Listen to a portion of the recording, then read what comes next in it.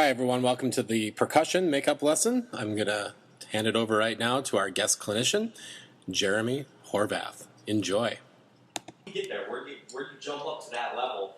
And pretty quickly I realized, to be inspired and to be moved and pushed in the right direction from hearing somebody like that is definitely the way to go. And it's always those steps, just like the stairs. You don't go from the bottom to the top. It's always those levels to kind of move up. So we're going to talk about a few things here today. I'll pass these out. I only have 10 copies I got here, so maybe you guys are close. You can share some of them.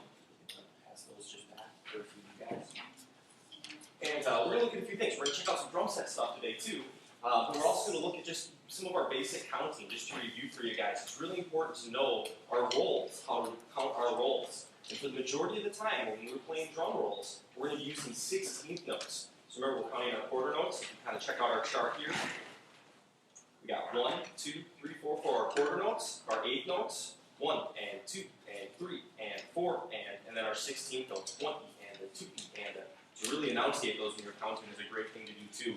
And I kind of like this chart because it kind of draws those lines there. I can see 2 8th notes equals 1 quarter note, or 2 16th notes equals 1 8th note. So it really breaks that down pretty well for you. Great warm up. A lot of my students have done this one with me. Number 2 on here, we're going to look at our Swiss notation. Hey, we're going to look at Swiss notation, and that's using our right hand above the line, left hand below the line. A lot of the books that you guys use, our academic books in school, are a little bit different, but this is a really cool way to break down your notes, your notation, to be able to see which hand's supposed to be playing which. So if you're playing a paradiddle, you'd notice that you'd have your right, left, right, right. Those 2 rights would be above the line. So that's a little bit different. It's something that we use quite a bit with a lot of trickier stickings and things like that. The one bad thing about Swiss notation is usually it's hard to squeeze into a smaller group to make a full chart for those kind of things. So a lot of times we don't use those if we're going to be playing a big band chart or something for jazz band or something like that. So anyways, we'll get playing here, and we'll probably have a few of you guys come up and give these a try too. But just so we know, our first one that we're going to look at is number 2, our Swiss notation. We've got our 16th notes. We have 1 E and a 2 E and a. And the only difference is we're going to be rolling for those second half. So there's 2 different kinds of rolls that we're going to try. We're going to try and play a closed roll, which is going to be traditionally what you guys are used to playing. And that's when we're playing our roll. I'm going to turn sideways here for you. And we're going to buzz. We're going to press into that roll, our multiple bounce roll. And that's going to be our roll. So notice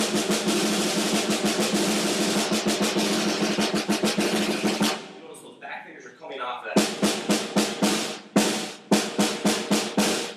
Really coming off for the back half of there. And that's how we're going to get that buzz. And then for our other roll, we're going to play an open roll. This is what we want to use in like a drum corps situation. Let's play that more open roll. It's going to be usually a stronger roll. And we'll be playing our doubles. So it's going to have a little more power. So this would be. So we got our closed roll, which is going to be a little bit more of a press roll.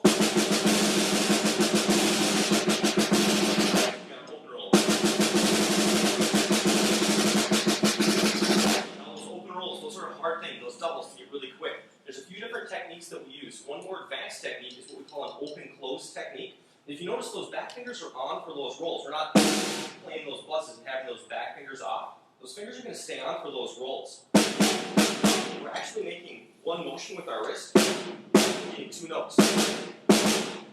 That's kind of the idea. That's a tricky pattern to be able to play. So we slowly kind of get into those. But the idea behind that is we're going to have one V, that power stroke, and then when we play our first one, that stick's going to rebound and make another V. But you notice my wrist is below.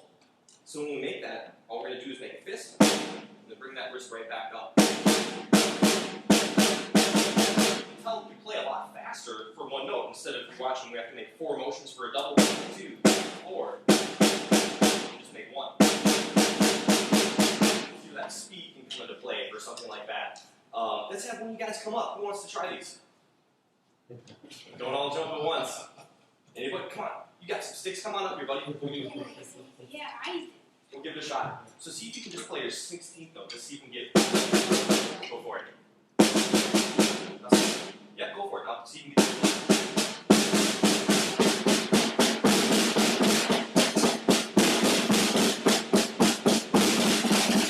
Isaac, is that your name? Yeah. Isaac did a really good job. Give him a round of applause.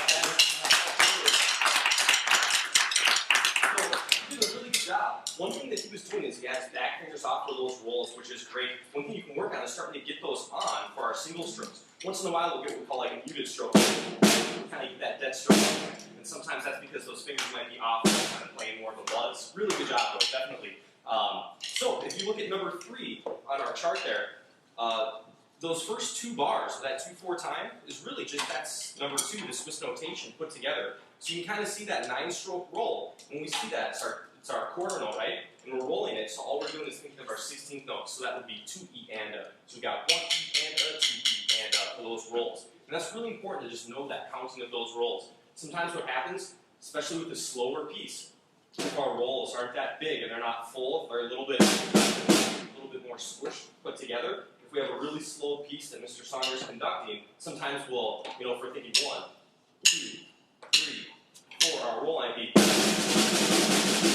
trying to squeeze extra notes in there. That happens a lot. So to be able to play all together in a uniform kind of way, using those 16 notes can be really helpful to be playing those. So you really want to work on just slowing down your rolls at home and seeing if you can get, how long can you get your roll to get that. See how long you can get those out there. And that'll really help with some of the slower pieces for those rolls. Let's see where we're at. We've got plenty of time here. Our 5-stroke roll, we got those on the bottom too there. Just to kind of demonstrate them, those last 2 lines, if you see we've got our 5-stroke roll to an 8th note. So it would just be our. And then if you look to bar 3, we've got. It's really the same thing we're playing. We're just playing 16th notes for those rolls. So I know we've talked about that quite a bit. But that's really important to have those 16th notes be really solid for our rolls. Really subdivide those evenly. Cool. We got 100. You guys have any questions about these?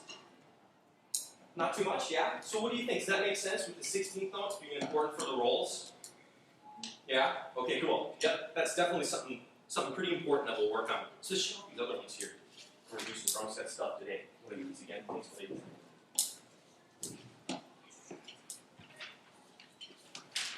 Alright, so we have 3 essential grooves on this chart.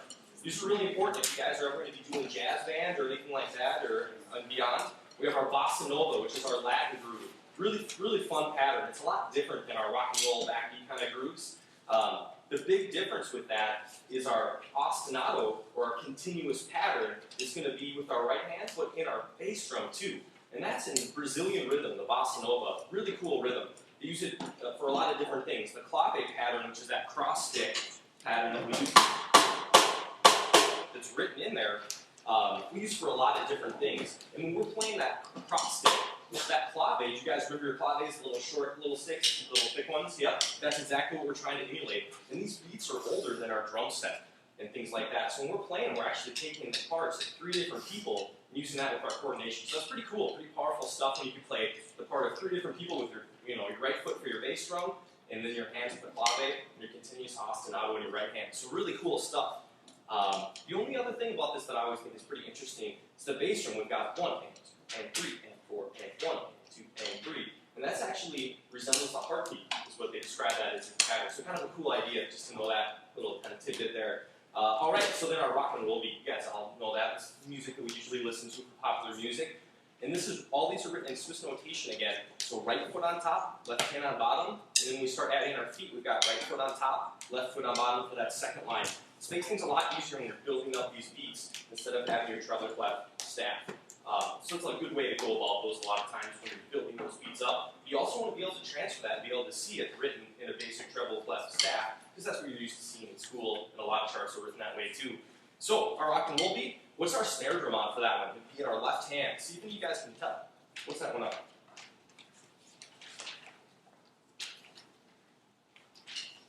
What do you got? We got 8 notes in our right hand saying 1, 2, and 3, and 4, and we look to our right foot, the bass drum would be on the first note, so it's got to be the 1. We count our 8 notes down, we got 1 and 2, and then the bass drum would be on 3 and. So what's the snare on? See if you guys can count that out. Be 1 and 2, and then what's the next one? You got it. The next snare? Yep, the next snare, we got it on the 2, and they count them out. 1 and 2 and 3 and 4. And that's really important. That's what we call our backbeat. The 2 and the 4. That's really important. If we're 4/4 time and we're 2/4 time, we're just going to be on the 2 and not the 4, obviously. But that's really important. If we got everybody grooving or they're kind of rocking to the music, without that backbeat, you're not going to get those people rocking with you in the crowd. crowd and things like that, or your bandmates. So that's what we call our subdivision, breaking those up. So that's what is going to be a normal 4/4 time. If we move the snare drum to the third beat, instead of 1 and 2 and 3 and 4 and, it's going to be 1 and 2 and 3 and 4 and 1 and 2 and 3 and 4 and. That's what we call a halftime feel. Now if we move the snare drum to all the ands, instead of back to our 2/4, 1 and 2 and 3 and 4 and, a cut time feel is going to be 1 and 2 and 3 and 4 and. So it's going to seem a lot faster, but our 8 notes are still the same. So you're actually not playing any faster, you're just subdividing or cutting up that part of time, or that measure or bar of time, either with the 2/4, you're cutting it in 2 places, or with the halftime, we're just going to cut it on the 3, or the cut time, we're cutting it up in 4 different spots. So really, it's kind of just a manipulation of time, or it's almost a magic trick in a sense, where you can have it feel quick or slow. I'll play a few of these for you in a second, and we'll talk about those. And then we got our jazz swing pad, really important. A lot of times we think of it as old people's music, but there's some really great jazz players that are doing some really cool stuff around town. In Minneapolis, we've got a great jazz scene, and in St. Paul too. We're pretty lucky for that, for the arts in the Twin Cities. Definitely for the Midwest, we're doing really good with that kind of stuff. So our swing pattern, this isn't a triplet form, so it's a little bit different. We're thinking groupings of 3s instead of 2s, our duples. So we're going to be playing on the 1, 2, 3, 4, and then we've got our skip. So really we just have our single and then our skip. The tricky part about this is we want to start with our single, and then we have another single. So that kind of throws us off. But if we look, that and to 4, that last triplet, it's going to be that skip. So we've got 1, 2, and 3, 4, and 1, 2, and 3, 4. Now, back in the day, the coolest guys and girls playing the jazz patterns, the ones that had that skip tighter, that was the coolest kind of pattern. So instead of having that 1, 2, 3, 4, 1, 2, even if you're playing at that same tempo, you want that tight skip, that 1, 2, 3, 4, 1, 2, 3, 4. That's kind of like your signature. If you had a big, for me, I'm Jeremy, if I had a big J, I might have a really tight skip that you kind of relate those two. So those are just some little things, the subtleties that can kind of make you stand out from other players with some of those. So let's get these going. Let's try a few of these here. So I'll jump over on the drum set. Can you guys all see me from where you're at? Over there, you think?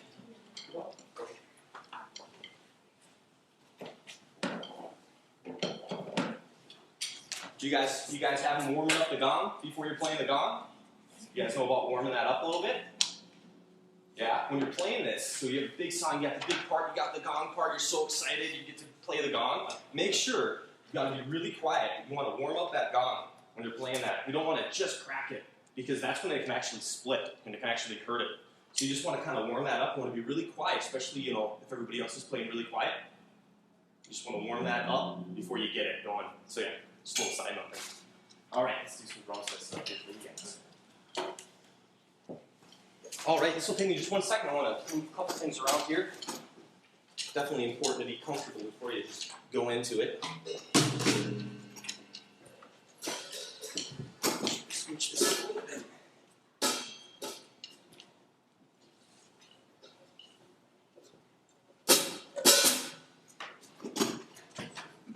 All right, so what do you guys want to hear first? You want to check out this bossa nova, hear a rock beat, or some jazz stuff? Just yell it out. What do you guys think? Yes. We'll get to them all. I heard bossa nova. We'll go straight down in there. So our bossa nova, it's a little bit different than a lot of our rock beats. We talked about that heartbeat pattern, that right foot. We're saying 1 and 2 and 3 and 4 and 1 and 2 and 3. Our ostinato, which just means continuous for us. So we get our right hand, just like our rock and roll stuff for that. We got that. So it's all about our left hand playing this clave pattern.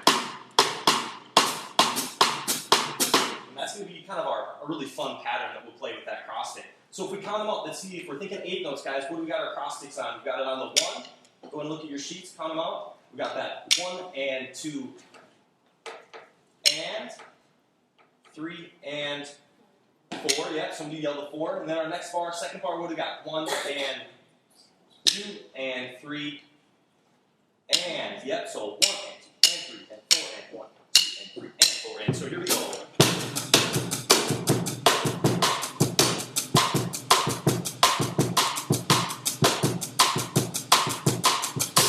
So if we play this in a cut time pattern, it's what we call a samba.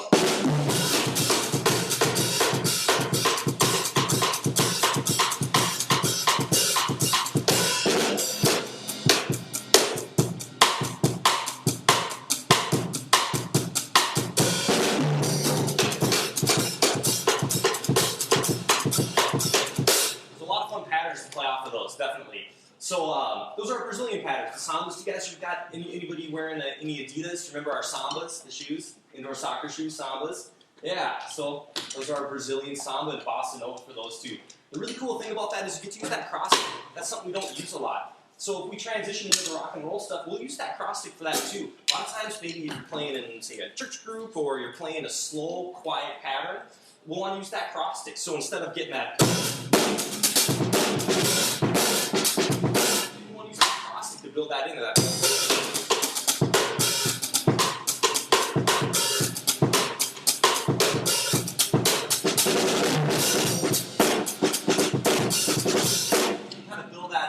Layers that you can use that for. So yeah, the cross stick is a fun thing you can do. It's not just for our Latin patterns like the bossa nova. We can do a lot of different stuff with those. All right, so let's talk about our rock beats. Do you remember the terms we used? We had just our, our normal basic 2/4, right? Our main beat. Then we had a half time and cut time. Which one was which? Do you remember? I went through really quick. Remember? Which one was the slower one? Where we put the snare drum on the 3. Half time, you got it. So that means by default, cut time is going to be on the ands. Sometimes we call that fast 4 too, because we're so used to saying that snare drum is going to be on the 2 and the 4. It's kind of that backbeat groove that we're talking about. So if we're going from our just regular group that we got there, that we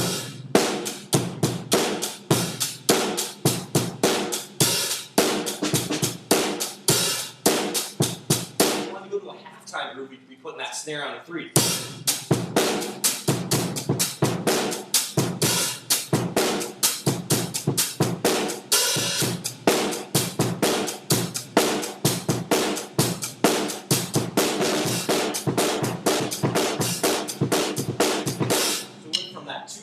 Into a halftime, back to our 2/4, and into that fast cut time. So which one felt the fastest? The last one, right? So that's our cut time pattern, or our fast 4. Was it faster? It felt faster for sure, was it? No, it wasn't. Take one more listen. We'll do this again. So we'll have our snare drum on the 2 and the 4. We'll go to the halftime, the one feels kind of slow. Then we'll go back to the 2 and 4, and then we'll go to our cut time. Watch my right hand on the 8th notes. Stay consistently as long as I'm playing a time. It'll stay consistently through the whole thing. And so you can tell, you can really change the feel of music. So as a percussionist, say you're playing with a rock band, and you don't have a piece that's written out for you. You get to be creative and kind of write some of your own stuff in there. That's a really powerful thing. And as a percussionist, we really want to think about the song structure. We might not be as influencing the band by saying, oh, play an A minor instead of A, with a chord progression for a guitar player. But we can really help with the song structure and building up that foundation, because that's a big part for us. They a lot of times use the term, you're driving the bus, meaning as a percussionist, you're keeping the tempo. You're also really working with dynamics in that song structure. So there's a lot that can happen there. So let's see if we're playing faster at that same time. So really watch that right hand. Here we go.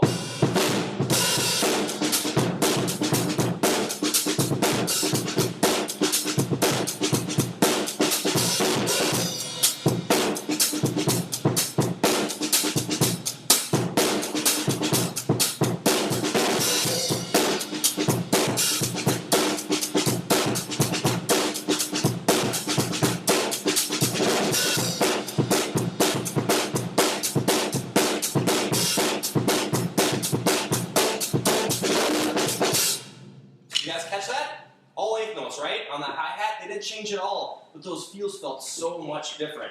So, if you really wanted to pump up the band, what would you use? If you wanted to really get it rocking, what could you maybe use as a different grouping? Oh, well, out of the 2? Yeah, we're out of those 3. We've got our snare drum on the 2 and the 4, our 4/4 time groove.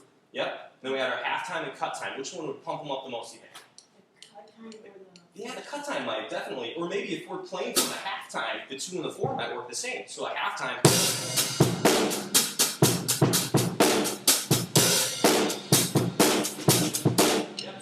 that same way. Which one do you think would have the biggest gap or the biggest difference between them? If that snare drum on the 2 and the 4 is kind of in the middle, kind of our bass, which one's going to be on the far sides? You guys know. Our halftime definitely the slowest one, and then what was the fastest? Yeah, or anybody. The cut time, yeah. So moving from those two. Sometimes when you do that, it doesn't have the smoothest transition, so there's such a gap. So let's try that one time. So we got.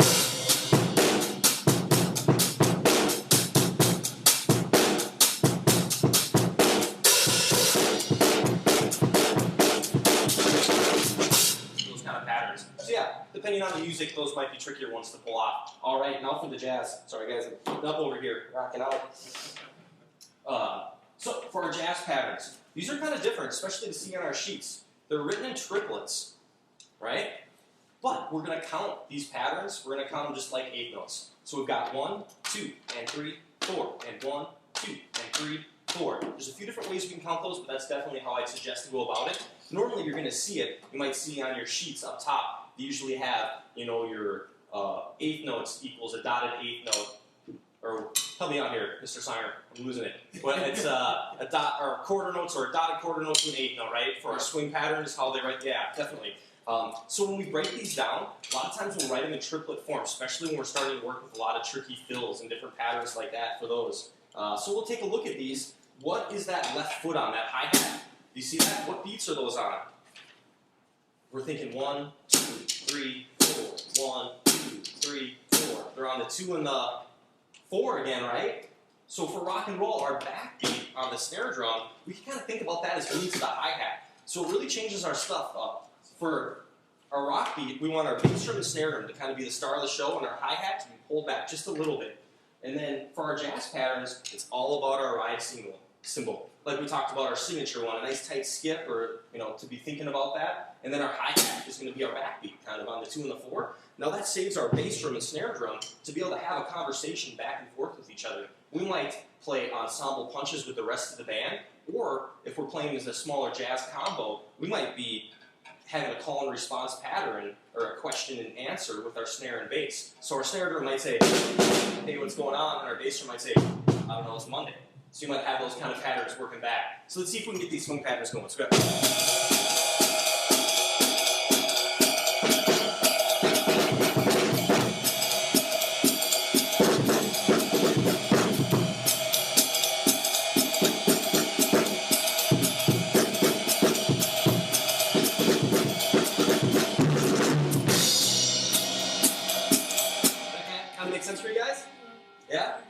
So let's get how much time? We got a little bit of time here.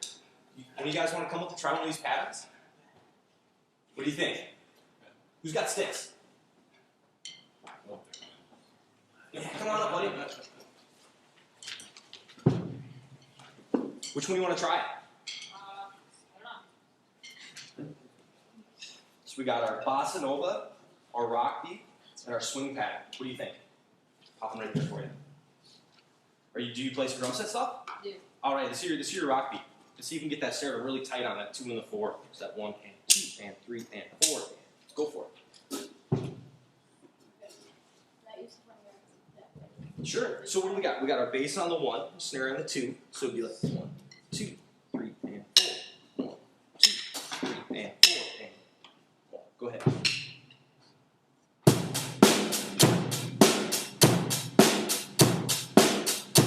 Yeah, keep going. It's great, buddy.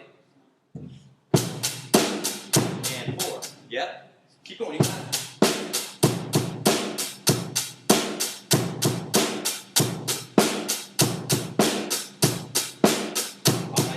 Great. So he's got our snare drum on the 2 and the 4. He's working the bass, right? For this pattern, we have it on the 1 and the 3, and then the and of 3 right after it. Really good job. He had his bass and snare at those top levels. You kind of think of those maybe like forte, and his hi-hat was a little bit lower, that mezzo forte. There'll be some times that maybe we change that. Might play a crescendo with our hi-hat. That's exactly what we're looking for. Let's give him a round of applause. So, we're getting a little short on time here, but what questions do you guys have?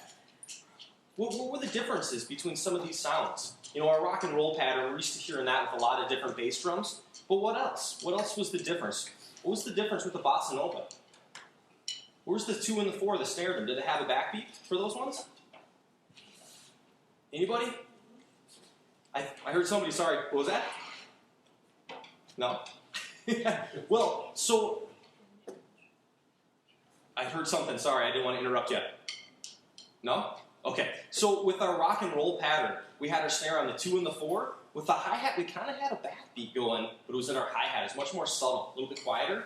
And then with our bossa nova, that's the one that's off the chart. Totally different for those kind of patterns, but makes some really cool grooves. So these are a few of the things that we teach at the Chaska Music Studios there. But Mr. Songer can definitely point you in the right direction. If you just even want to hear some of these, check them out on YouTube or something like that. There's some phenomenal players that you can hear on there. And around town too, I definitely encourage you to go check out the jazz scene or some of those guys. They got some really fun places. Sometimes they do a free cover, get in for free. And go with your parents, go check out the Dakota Jazz Club or the Artist Court or some of these pretty historic places for us around town. If you get a chance, definitely. All right, so it's Mr. Songer back with you. Now that you've heard Jeremy give his masterclass, what I'd like you to do is, actually, I don't want you to play anything for me, but I'd like you to do one of two things. Either write up a paragraph of some of the things that you learned from this session.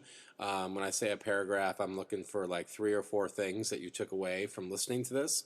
Or if you'd rather, since a lot of times what we do is record ourselves playing for these makeup lessons, what you can do is you can simply record yourself telling me 3 or 4 things that you learned from listening to this podcast. And you may record yourself using Audacity, GarageBand, SmartMusic. You can use a mobile device. And then you can email your recording to me at songere, SONGERE, at district112.org. Or you can give it to me on a flash drive. If you do it on your phone or an iPod or iPad, you can bring it in and play it for me. And if you don't have a way to record yourself and you'd like to, you could come in before or after school or during block advisory, and you could take care of it then right up here in the band room. Okay? So again, 3 to 4 things that you learned from this lesson. Thank you.